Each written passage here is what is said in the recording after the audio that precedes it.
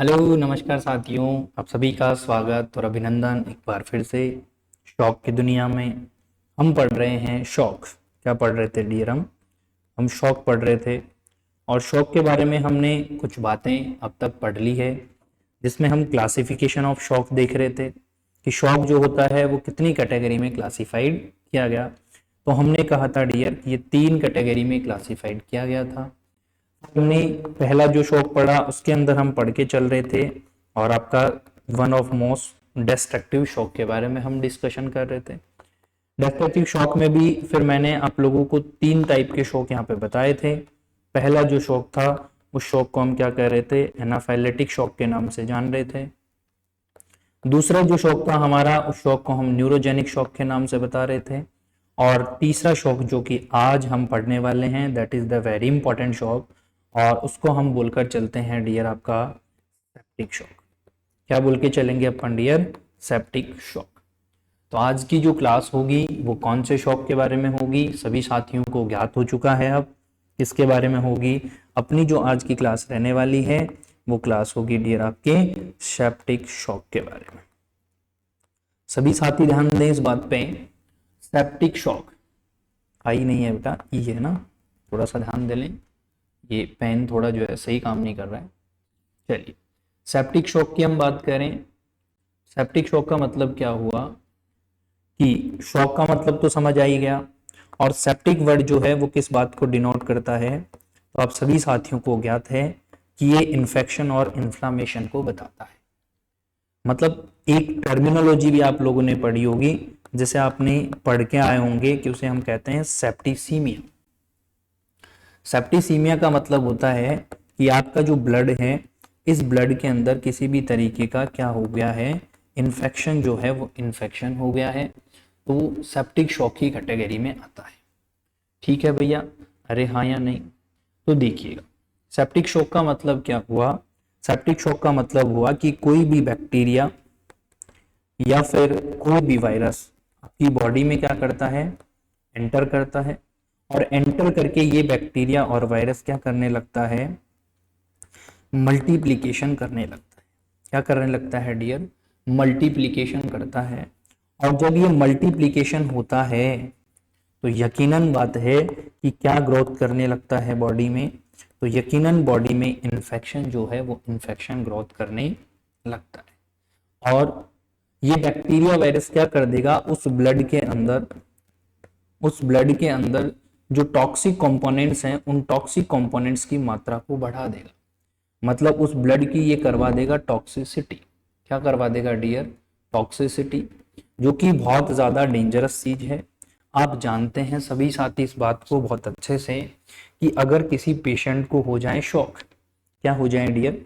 Shock हो जाए, तो कहीं ना कहीं उसकी बॉडी में फ्लूइड की डेफिशिएंसी की बात होती ही होती है। किसकी बात होती है? फ्लूइड की डेफिशिएंसी की बात होती ही होती है। तो अगर मैं आप लोगों को कहूं कि इस शॉक की क्या बता दें आप, डेफिनेशन जो है वो डेफिनेशन बता दें, तो हम क्या बोल सकते हैं कि सेप्टिक शॉक के अंदर कोई भी बैक्टीरिया या फिर हम कह रहे हैं कि कोई भी वायरस क्या करेगा, एंटर करके क्या करता है, वो मल्टीप्लिकेशन कर देता है। क्या कर देता है डियर? मल्टीप्लिकेशन कर देता है। वो आपका सेप्टिसीमिया या सेप्टिक शॉक के नाम से जाना जाता है। अरे यस और नो, सिंपल ही बात है। अब सेप्टिसीमिया मतलब ऑलरेडी ब्लड और फ्लूइड का लॉस है भैया। तो आपसे एक सिंपल सी बात पूछ रहा हूं मैं, फ्लूइड और ब्लड का बॉडी में अगर लॉस है तो बहुत सिंपल थिंग है। क्या थिंग है? सिंपल, बहुत सिंपल सी बात यह है कि उसकी बॉडी में किस चीज की जरूरत होने वाली है? फ्लूइड की जरूरत है। किसकी जरूरत है? फ्लूइड की। तो फ्लूइड इंपॉर्टेंट कंपार्टमेंट रहने वाला है यहाँ पर। ट्रीटमेंट की अगर हम जब बात करेंगे, अपन डिटेल में डिस्कशन करेंगे आगे, फिलहाल इतना ध्यान दें। ठीक है, अब देखिएगा कि बॉडी में, ब्लड में अगर ये चीज जाएगी, कोई भी बैक्टीरिया वायरस जाएगा, तो बॉडी में प्रेजेंट जो ऑक्सीजन का लेवल है या उन टिश्यू के प्रेजेंट अंदर जो ऑक्सीजन का लेवल है, उसके अंदर क्या हो जाएगी बेटा? उसके अंदर हो जाएगी डियर आपकी डेफिशिएंसी। और अगर ये डेफिशिएंसी होती है तो इस टर्मिनोलॉजी को भी हम क्या कहते हैं, आप सभी साथियों को ज्ञात है कि हम हाइपोक्सिया वर्ड से डिनोट करते हैं। तो ये बात ध्यान रखें। नेक्स्ट हम पढ़कर चलते हैं, इसकी ईटियोलॉजी की हम बात कर लेते हैं। ईटियोलॉजी, और ईटियोलॉजी को जब हम पढ़ें मतलब होने के कारण हम देखते हैं कि वो कौन कौन से कारण हैं जिनकी वजह से पेशेंट को क्या हो सकता है, सेप्टिक शॉक हो सकता है। पहले कारण की मैं आपके सामने बात करूं तो मैंने बहुत बड़ा नाम लिया था पहले ही पढ़ाते वक्त, अभी थोड़ी देर पहले ही, कि सेप्टिसीमिया हो गया हो, किसी को ब्लड का इन्फेक्शन हो गया हो, या फिर पेशेंट को क्या हो गया हो, बैक्टीरियमिया हो गया हो, बैक्टीरिया जो है वो ब्लड में ग्रोथ कर रहा हो, या पेशेंट को जो है वो पेशेंट को क्या हो गया हो, निमोनिया जब हो जाता है तो वायरस एंटर कर जाता है और मल्टीप्लिकेशन करता है, या पेशेंट को हो गया हो क्या डियर आपका अपेंडिसाइटिस हो गया हो। अपेंडिसाइटिस का मतलब क्या होता है, आप सभी साथियों को ज्ञात होगा कि आपकी जो अपेंडिक्स है उसका इन्फ्लामेशन हो जाना। इसके अलावा और हम बात करें कि किसी पेशेंट को क्या हो गया हो, मेनिंजाइटिस हो गया हो, आपकी जो मेनिंजियस लेयर है उसका इन्फेक्शन और इन्फ्लामेशन हो जाना, है ना।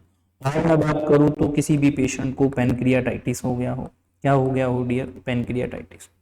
तो कुल मिलाकर मैं एक बात समझ आ गई होगी सभी साथियों को कि हमारी बॉडी के अंदर किसी भी ऑर्गन का कोई इन्फेक्शन होए और वो इन्फेक्शन ज़्यादा लंबे समय तक चल जाए तो यकीनन उस पेशेंट को क्या हो सकता है, उस पेशेंट को एक शॉक हो सकता है, और उस शॉक का हमने नाम लिख रखा है सेप्टिक शॉक। क्या नाम लिखा हुआ है डियर, सेप्टिक शॉक। तो हमें इस बात को ध्यान रखना है, इस बात का हमें ज्ञात रखना है। सभी साथियों को ये बात समझ आ गई होगी और सभी साथी इस बात को बहुत अच्छे से समझ पा रहे हो। तो बेटा ये अपनी ईटियोलॉजी जो है वो ईटियोलॉजी है। नेक्स्ट देखिएगा, इसको होने के पीछे कुछ रिस्क फैक्टर्स भी हो सकते हैं। उन रिस्क फैक्टर के बारे में भी हम थोड़ा बात करना चाहेंगे कि वो कौन कौन से रिस्क चीजें हैं जिनकी वजह से ऐसा शॉक हो सकता है। तो उन पेशेंट्स में हो सकता है जिन पेशेंट में क्या हो रखा हो, इम्यूनो सप्रेशन हो रखा हो। क्या हो रखा हो डियर, उनमें इम्यूनो सप्रेशन हो रखा हो, मतलब जिनकी इम्यूनिटी जो है वो इम्यूनिटी क्या हो रखी हो डियर, उनकी इम्यूनिटी जो है वो थोड़ा वीक हो रखी हो, तो उन पेशेंट में ऐसा देख सकते हैं अपन जनरली। इसके अलावा वो पेशेंट जो बहुत ज्यादा क्या करते हैं, अल्कोहल, या उन पेशेंट को हम अल्कोहलिज्म कह सकते हैं, अल्कोहल का वो बहुत ज़्यादा यूज करते हैं। उसके बाद में हम बात करें पेशेंट क्या हो सकता है, तो हम कहकर चल सकते हैं कि पेशेंट जो है वो माल नरिश्ड हो, या उसका नरिशमेंट सही से नहीं हो, माल नरिशमेंट हो उसका। माल नरिश का मतलब क्या हुआ कि वो जो क्या होता है डियर, कुपोषित है या कुपोषण है, उसके शरीर में कमी है न्यूट्रिएंट्स की। इसके अलावा और हम बात करें तो पेशेंट जो है वो पेशेंट का क्या हो गया हो, एक्सटेंसिव बर्न जिसे हम कहते हैं, वो पेशेंट बहुत ज़्यादा जल गया हो, और जलने की वजह से, या फिर हम कह सकते हैं कि पेशेंट को क्या हो रखा हो डियर, ट्रोमा जैसी कंडीशन भी हो गई हो। नेक्स्ट, जिन पेशेंट को डायबिटीज होता है डियर, ये मोर प्रोन होते हैं, बहुत ज़्यादा चांसेस होता है सेप्टिक शॉक होने का। क्यों होता है, क्योंकि इनकी बॉडी में एक्सेसिव मात्रा में प्रेजेंट है ग्लूकोज, और ये जो ग्लूकोज है डियर, वो ग्लूकोज क्या कर देगा एक्चुअली में, ग्लूकोज जो होता है वो किसी भी बैक्टीरिया वायरस को ग्रो कराने के लिए एक बहुत अच्छा मीडियम, बहुत अच्छा माध्यम प्रोवाइड करता है, तो हमें ध्यान रखना है। इसके अलावा किसी पेशेंट को हो रखा हो डियर मैलिग्नेंसी कैंसर।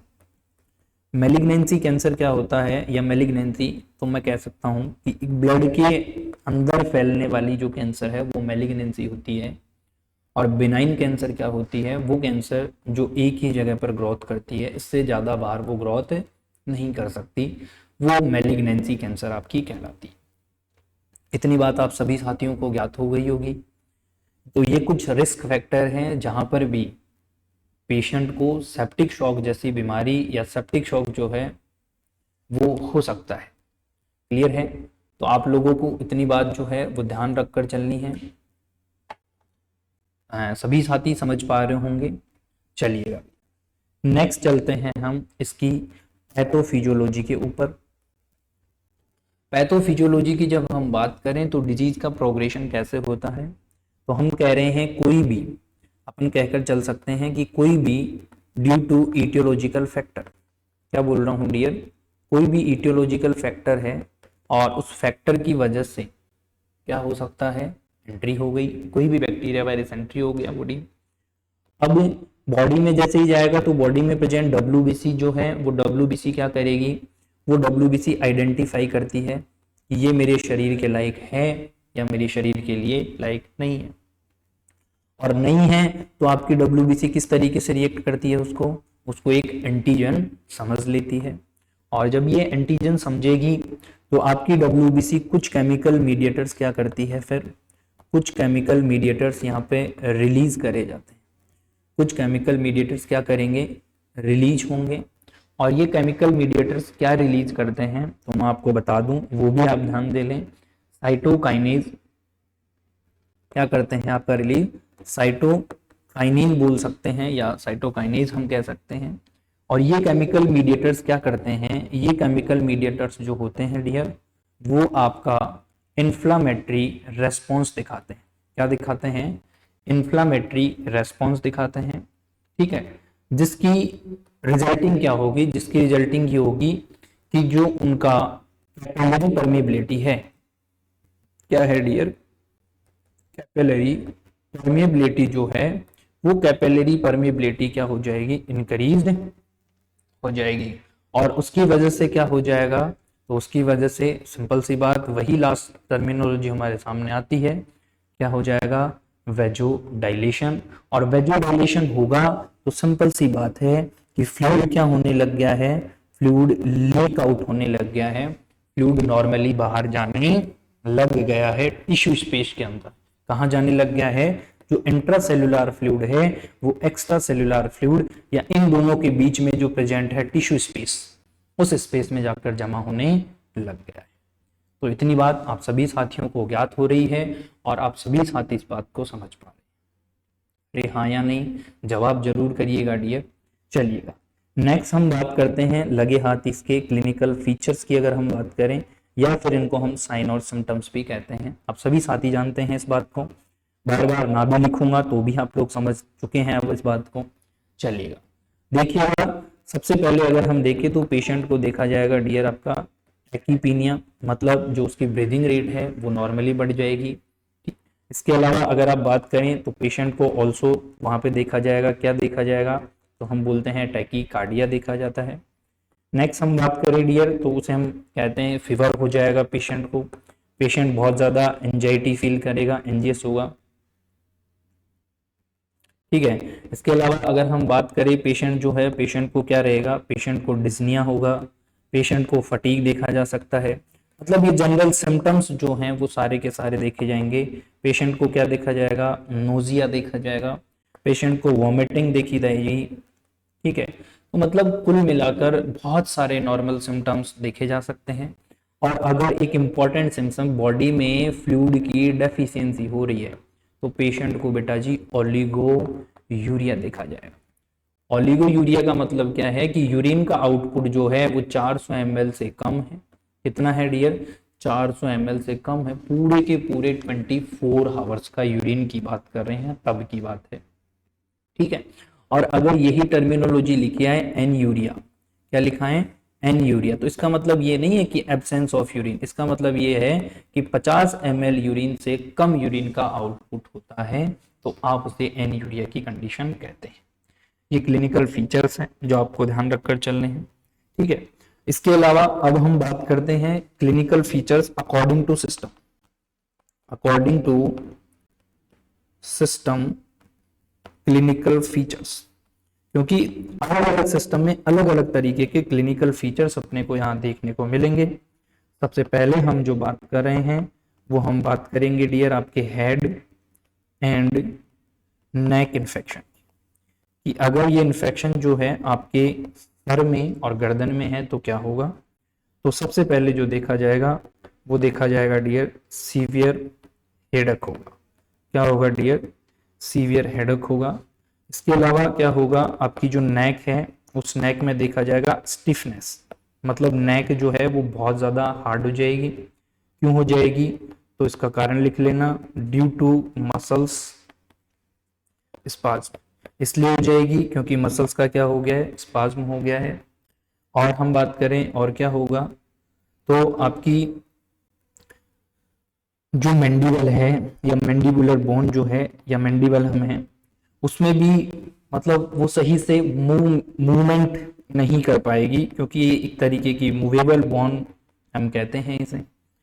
इसके अलावा हम बात करें और क्या हो सकता है, तो इसके अलावा पेशेंट को शॉर्ट थ्रोट, गले के छाले जिन्हें आप कहते हैं, ठीक है। इसके अलावा जो साइनस है, पैरानेजल साइनस आपने पढ़ा होगा, उन साइनस के अंदर क्या होगा, पेन होगा, और वो साइनसेज क्या होंगे, बहुत ज़्यादा टेंडरनेस, मतलब बहुत हम हार्ड लगेंगे आपको, बहुत ऐसे दर्दनाक होंगे वो साइनसेज, जिन्हें हम पैरानेजल साइनस कहते हैं। 4 बोन मिलकर ये साइनस बनाती है, ठीक है बेटा। तो इतनी बात आप ध्यान देकर चलेंगे।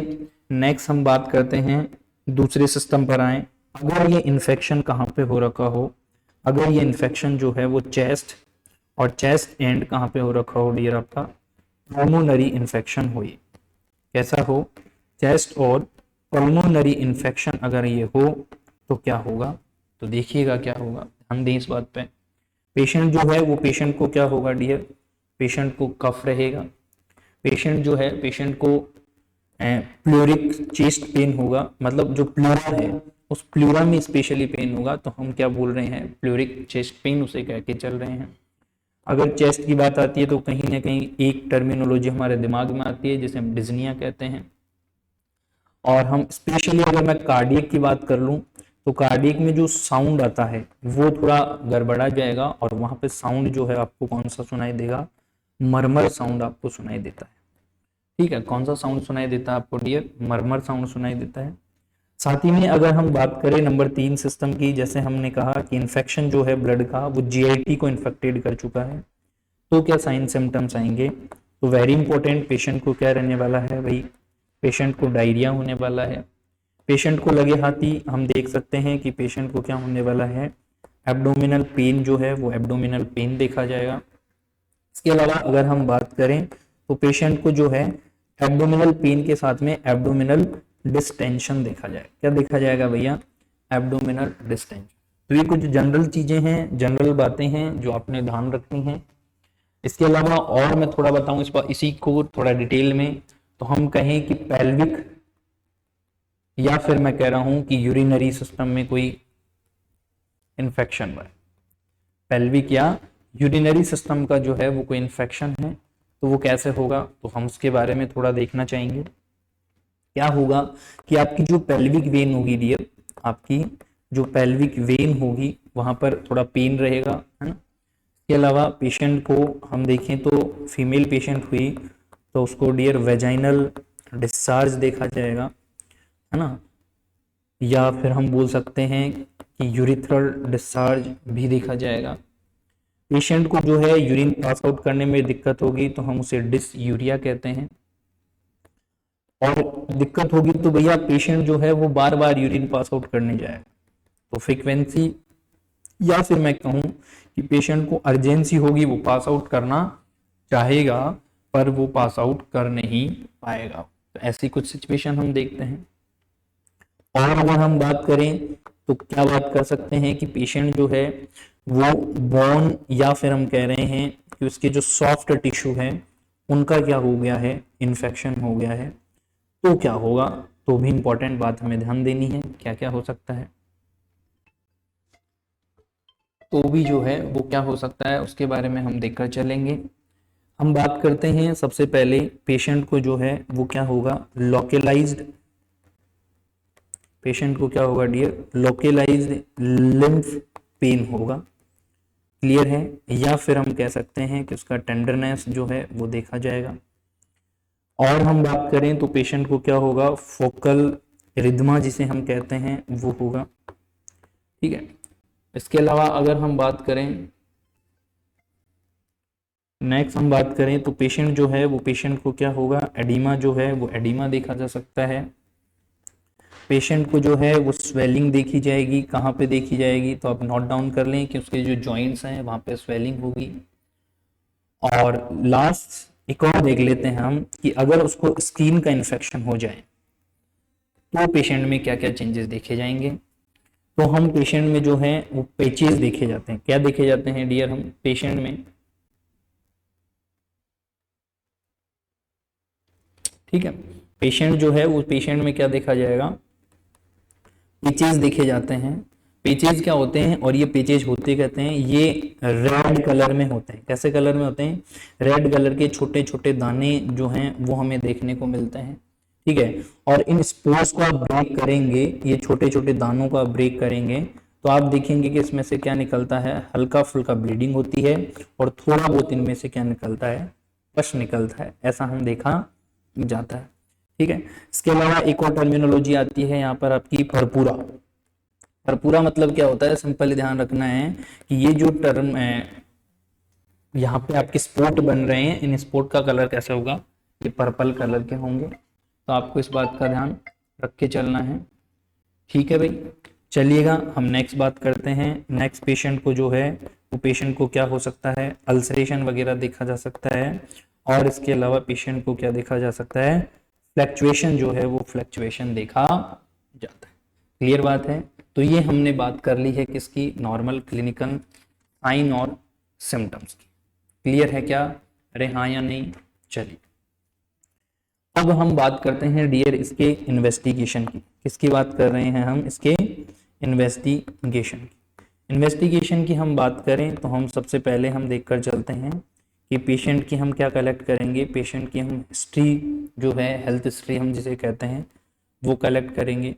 उसके बाद में नंबर 2 हम बात करें तो पेशेंट जो है उस पेशेंट का हम चेक करेंगे, क्या देखते हैं हम, फिजिकल एग्जामिनेशन देखते हैं। तीसरी टेस्ट की हम बात करें तो पेशेंट का हम क्या करवाते हैं, तो हमने कहा था कि हम ब्लड कल्चर जो है वो ब्लड कल्चर करवाते हैं। इसके अलावा हम पेशेंट का कंप्लीट ब्लड काउंट जिसे हम CBC कहते हैं वो चेक करें। नेक्स्ट और लास्ट सबसे इंपॉर्टेंट चीज आ जाती है डियर इसकी, अब आपको क्या करना है, यहाँ पर इस कंडीशन का मैनेजमेंट करना जरूरी है। क्या करना जरूरी है भाई, मैनेजमेंट करना जरूरी है। कैसे होगा, ध्यान दें। सबसे पहले हम पेशेंट को क्या करेंगे, हम पेशेंट को स्टार्ट करेंगे, और क्या स्टार्ट करेंगे, IV एंटीबायोटिक। क्या स्टार्ट करेंगे डियर, IV एंटीबायोटिक स्टार्ट करेंगे। इसके अलावा पेशेंट की बॉडी में हाइपोक्सिया हमने एक सिम्टम्स देखा था, तो हम पेशेंट को जो है वो कंफर्टेबल पहले तो पोजीशन देंगे, और अगर फिर भी ठीक नहीं हो रहा तो हम पेशेंट को O2 की सप्लाई स्टार्ट करेंगे एज प्रिस्क्राइब्ड बाय डॉक्टर्स। ठीक है, नेक्स्ट इसके अलावा हम जो सोर्स ऑफ इन्फेक्शन है, जो सोर्स ऑफ इन्फेक्शन है, उस सोर्स ऑफ इन्फेक्शन को क्या करेंगे, फाइंड आउट करेंगे या फिर आइडेंटिफाई करेंगे। ठीक है, आइडेंटिफाई करना क्यों जरूरी है कि भाई इन्फेक्शन का ही पता नहीं चलेगा तो आप कहीं ना कहीं जो है उस चीज को पता ही नहीं कर पाएंगे कि हुआ क्या है। ठीक है, इसके अलावा फिर आपको क्या करना है, कुछ और स्पेशल बातें जो ध्यान रखनी है, हमें पेशेंट को कंटिन्यूसली क्या करनी है, एंटीबायोटिक्स देते रहना है, क्योंकि एंटीबायोटिक्स ही होंगी जो इन्फेक्शन को क्या करेगी, रोकने का काम करेगी। ठीक है, और इसके अलावा कंटिन्यूसली आपको मेंटेन करके रखना है, और क्या मेंटेन करना है, IV फ्लूइड आप लगातार देते रहें, क्योंकि बॉडी से फ्लूइड का लॉस हो रहा है तो उसे हमें मेंटेन करने की कोशिश करनी है। नेक्स्ट हम बात करें कि पेशेंट को आप मेडिसिन दे रहे हैं तो मेडिसिन में आप ट्रीटमेंट देते हैं, फार्माकोलॉजिकल ट्रीटमेंट जिसे आप कहते हैं। दवाइयाँ कौन कौन सी देंगे, तो यहाँ पर आप दवाइयाँ जो है एंटीबायोटिक आती है आपकी सेफेक्सिम या सिफोटैक्सिम करके भी आप इसे कहते हैं, सॉरी, या आजकल इसे मार्केट में सेफ्रॉक्सोन के नाम से भी जाना जाता है। ठीक है, तो आपको ये मेडिसिन देनी है, सिफोटैक्सिम, टी है ना, TAXI, सिफोटैक्सिम एंटीबायोटिक है बेटा, ये देते हैं। इसके अलावा अगर ऑइंटामेंट लगानी है तो हम लगाते हैं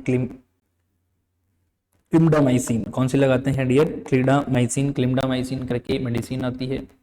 और हम बात करें, बहुत सारी मेडिसिन आती है डियर, ठीक है, जो आप लगाकर चल सकते हैं। मेथ्रोनिडाजोल लगा के चल सकते हैं, सिप्रोक्टोजोन लगाकर चल सकते हैं, लीवोफ्लॉक्सासिन लगा के चल सकते हैं, अल्फा बीटा एडर्जेनिक एंटागोनिस्ट आप देकर चल सकते हैं। और बात करें तो आप यहाँ पर जो है वो डोपामाइन देकर चल सकते हैं। ठीक है, इसके अलावा और भी हम बात करें तो डुराटम है, इसके अलावा नॉन एपिनेफ्रिन भी आप दे सकते हैं।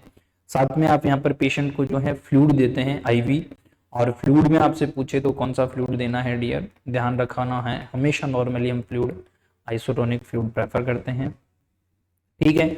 आइसोटोनिक फ्लूइड का एग्जांपल 0.9% नॉर्मल सोडियम क्लोराइड हम देकर चलते हैं। ठीक है। इसके अलावा अगर स्टेरॉइड्स की हम बात करें तो स्टेरॉइड्स फंक्शनिंग बढ़ाने के लिए दिया जाता है और मोस्टली प्रेफर करा जाता है आपका डेक्सामेथासोन या फिर आपका हाइड्रोकॉर्टिसोल मेडिसिन हम देकर चलते हैं। तो इस तरीके से हमारा एक और शौक जो है वो खत्म होता है। और शौक का नाम क्या था, एक बार वापस से बोलेंगे सभी साथी, बता दें, मेरे को सुनाई नहीं दिया है, क्या था भैया, सेप्टिक शॉक। तो साथियों अभी के लिए इतना, और शॉक के दो जो टाइप पढ़े हैं वो हम नेक्स्ट क्लास में पढ़ेंगे। आज के लिए धन्यवाद। कर दिखाओ कुछ ऐसा कि दुनिया करना चाहे आपके। Thank you.